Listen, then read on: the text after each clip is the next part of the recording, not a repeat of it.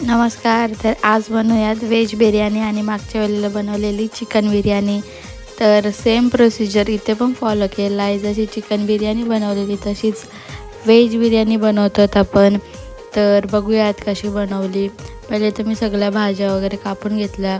फरसबी, आपले मटर सोलून घेतले आणि बटाटा आणि पनीर फ्राय करून घेतला. तर इकडे सगळं तर चिकन बिर्याणीची रेसिपी तर मला काय वरून दाखवता आली नाही, तर मी व्हेज बिर्याणीची दाखवते आहे. तर मी पूर्ण प्रोसिजर दाखवला आहे ना व्हेज बिर्याणीमध्ये, सेम टू सेम चिकन बिर्याणीमध्ये पण होता. तर आता आपण इकडं पनीर वगैरे कापून घेऊ आणि त्याच्यानंतर त्याला फ्राय करू. तर तो कसा फ्राय करायचा आहे तो बघून घ्या. पहिले मी त्याच्यावर आपला बिर्याणी मसाला आहे तो टाकून घेतला आणि मीठ टाकून मग त्याला एकदम मिक्स करून शॅलो फ्राय करून घेतला.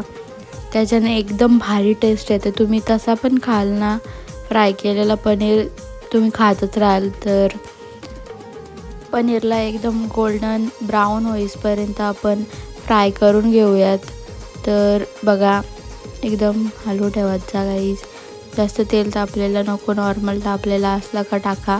आणि अशा प्रकारे आपले पनीर फ्राय झालेलं पाहिजेत. आणि आता मी भाजी म्हणजे ते भाजी कापलेली होती तिला बॉईल करून घेतला आणि पनीर वगैरे एका भांड्यात घेतलं. त्याच्यात दही आणि बिर्याणी मसाला आणि आपला बेसिक मसाला टाकून त्यांना मिक्स करून घेतला.